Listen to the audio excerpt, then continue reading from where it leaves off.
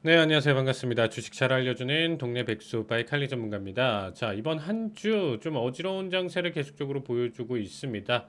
자, 특히나 이제 M7들의 하락 내용 자체를 좀 더 눈여겨볼 만했었던 한 주였다. 이렇게 좀 총평 드리고 싶고요. 자, 역시나 컨슈머 사이클리컬 테크놀로지 그리고 커뮤니케이션 서비스 인더스트리얼 이쪽 라인대에서 큰 하락폭 자체를 보여주고 있고요. 되려 유틸리티나 베이스 머터리얼 그리고 컨슈머 디펜시브 이런 내용 자체 섹터가 이전에 좀 눌렸었던 것 대비 반등 보여주고 있고 단기적인 급등이었던 지난주 대비 기준으로 오히려 추가 하락폭 크게 이어지고 있는 장세다라고 보시면 되겠습니다.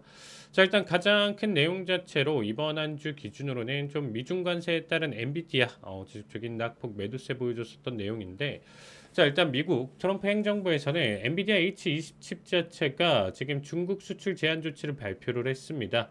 자, 중국 전용 AI 칩이죠. 사실 이제 훨씬 더 싼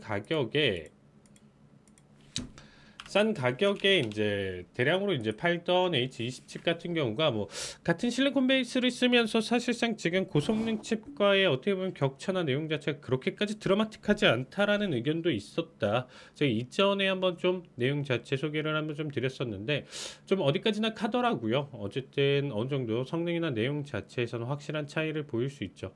그래도 H20으로도 우리가 딥시크 사태나 내용 자체로 본다라고 하면 충분하다라고 판단할 수 있는 상황이었죠.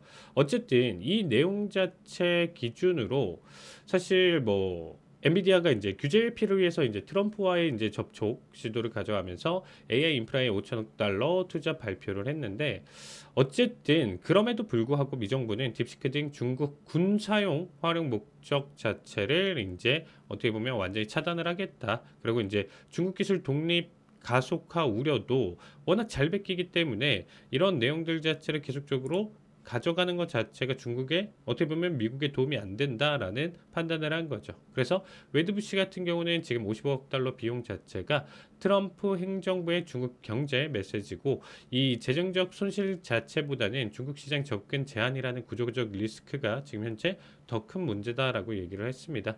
역시나 지금 현재는 엔비디아 자체가 트럼프의 이제 테이블 위 칩이라고 보시면 될 것 같고요. 그만큼 지금 현재 관세 정책 결정 내용들에 따라서 이런 부분들에서 엔비디아 계속적으로 좀 흔들리면서 변동성 크게 키워가고 있다라고 보시면 될 것 같습니다. 자, 목요일인 오늘 야간 기준에서도 지금 현재 M7들 기준에서 특히나 엔비디아 지금 4% 넘는 하락까지 보여주면서 가장 큰 어떻게 보면 지금 현재 이 관세에 대한 피해를 보여주고 있다라고 보시면 될 것 같습니다. 자, 요 내용 자체는 뭐 미주에서는 이제 수주 규모 H20 수주 규모 총 160억 달러 중 약 100억 달러는 이미 추락, 그리고 나머지는 규제로 타격 가능성이 있다 이렇게 얘기를 했고요. 이 55억 달러 손실 자체는 이제 재고평가 손실로 추정을 하고 있다라고 얘기를 하고 있습니다. 자, 일단은 투자 의견은 비중 확대 유지하고 미주에서는 목표 주가 168달러를 제시하는데, 글쎄요, 단기 반등 기준으로는 저 역시도 어느 정도는 생각하고 있는데 168달러까지는 조금 힘들지 않을까 조심스럽게 이렇게 좀 예측 드리고요. 재밌었던 결과가 또 하나 더 있었습니다. 이번 한 주 이슈에서 파월 연준 풋 없다, 확실하게 트럼프 간단하게 요약해서 설명드리면 이 내용이죠. 지금 현재 트럼프가 일으켰었던 내용들 나 참고 참았어. 1월부터 얘기하면 내 얼굴에 침 뱉는 거잖아. 왜? 이전의 바이든 행정부라든지 연준 입장에서 가져왔었던 행정의 정책 결과가 아직까지 잡히지 않는 인플레이션이라든지 경기 침체 우려라든지 그 내용 자체 1월, 2월에 대한 데이터는 고스란히 바이든과 파월이 갖게 되는 건데, 이후 트럼프 취임 이후 3개월 이후서부터는 어느 정도 전조 증상이 나타나면서 가져갈 수 있는 부분. 그래서 오래 참았어요, 파월이.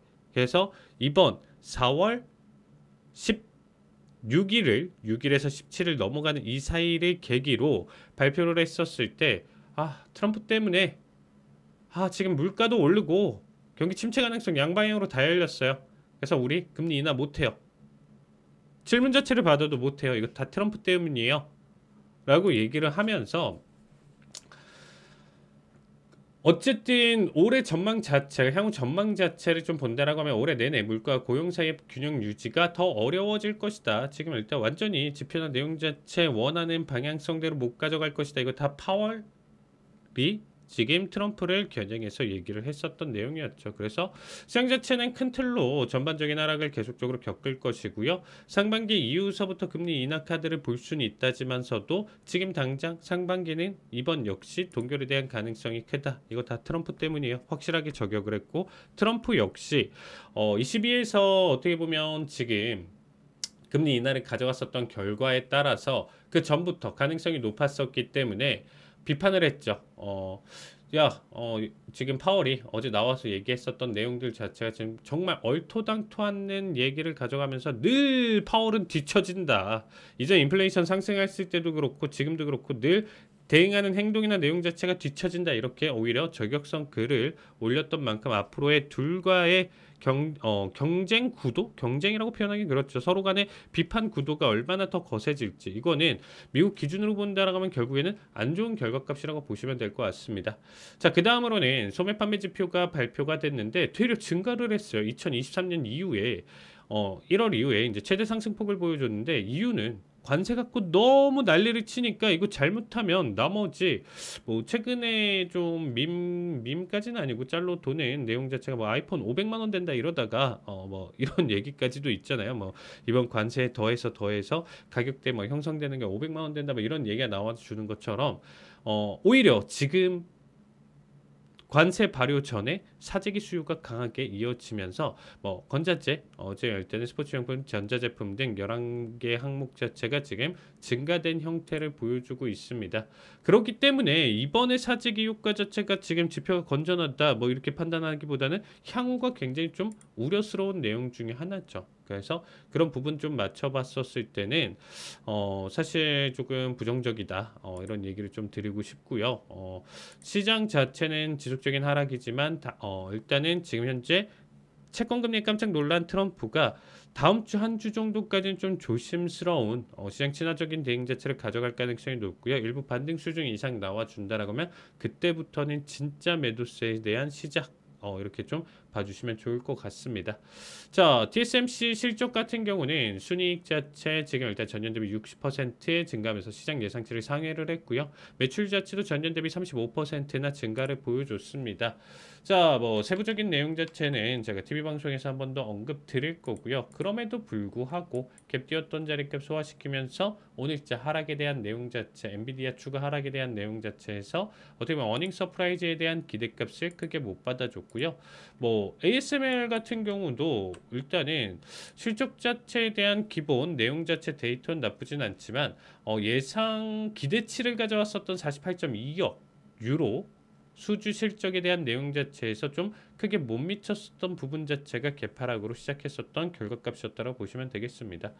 확실히 이번 지금 애널리스트 다수가 ASML 같은 경우는 무역 전쟁 격화 시 일단은 고객사의 이제 투자 위축 가능성을 좀 경고를 하고 있고 이런 부분들이 향후 어떻게 보면 이게 미국 내에 어떻게 보면 생산이나 내용 자체를 가져가는 게 아니다 보니까 타격을 받을 수밖에 없는 구조다라고 보시면 되겠습니다.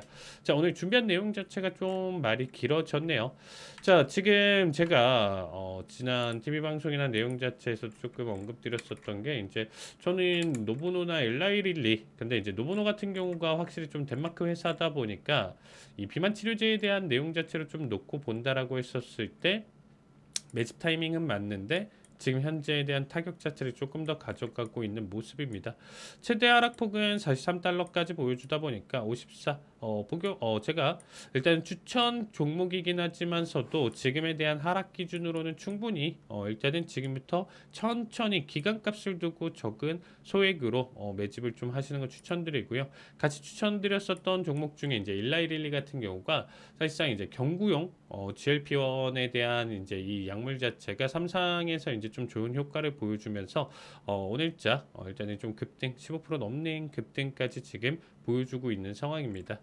뭐 이 구간대 내용 자체까지 좀 받아줄 가능성은 높은데 어쨌든 둘가에 대한 내용 자체를 좀 본다라고 하면 엎치락뒤치락은 하지만 결론적으로 좀 같은 추세를 보여준다라고 보시면 될 것 같아요.